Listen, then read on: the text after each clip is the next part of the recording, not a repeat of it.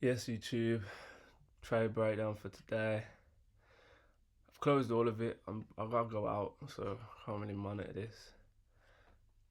Um, I just do you know what? I don't know. I should have. I guess I should have either held it or took all it there. But I basically decided to move my stop loss to um around here.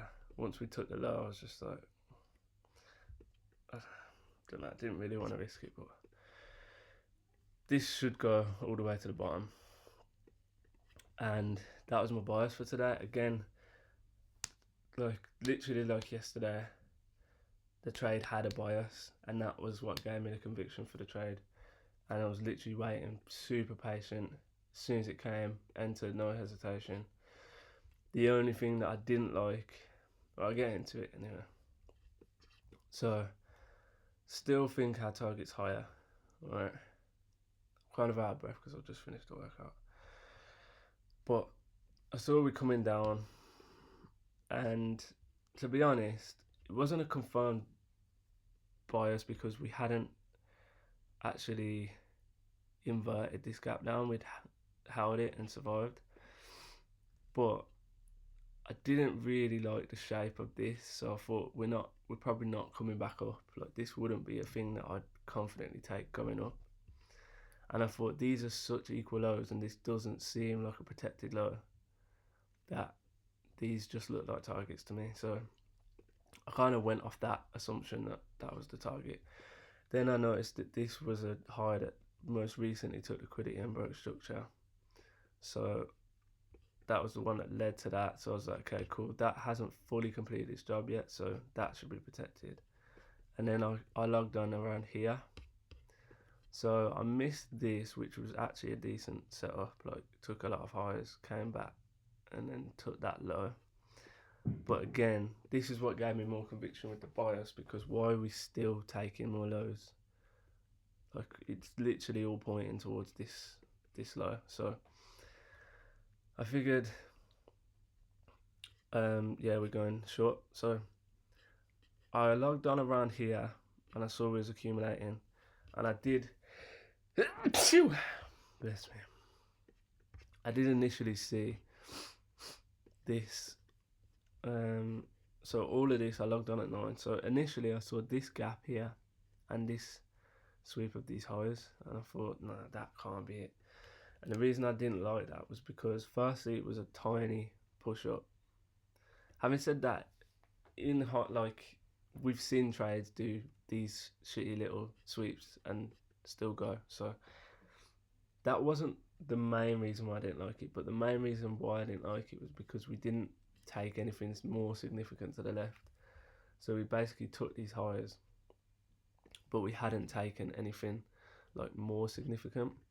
So when I changed time frames, I was like, okay, there's a 5-minute gap here, and there's a 3-minute gap as well inside of this big manipulation leg that should be protected. So to me, that is like the most powerful, most perfect place to take a trade from. So I saw it. I waited super patiently. We kept taking all this.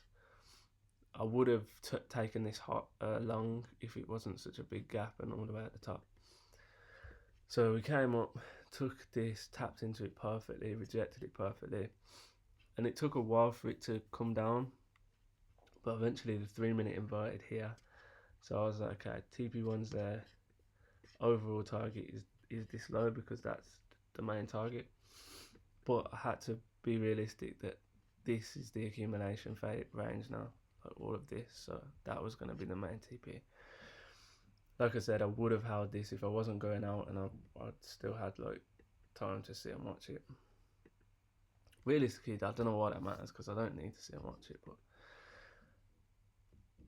But what I'm thinking is it's such a long way to go that you're probably gonna end up getting more trades, so it probably will come back to break even, potentially. But anyway,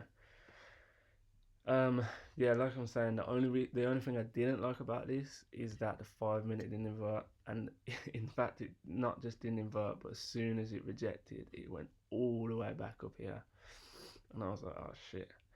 But like I know with my model this can happen, and this often does happen, so I just held it.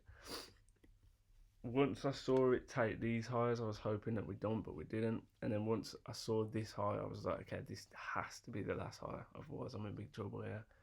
And then seeing this candle come through, I was literally about to take another position because I was that confident that we're safe now. But it kind of closed too far past, and I'd already done my calculation for a smaller stop loss. I was like aiming to get in at like 90, and it went to 84. So yeah, just let that run. It's been kind of a choppy one, but yeah, we hit TP. And that was it really. But again, I had a draw on liquidity. Like I had a bias, and my draw on liquidity was pretty much lined up with the bias. And no, actually, that's a lie. The bias is there. The bias says higher, but the draw on liquidity said lower. So that's what we go off. And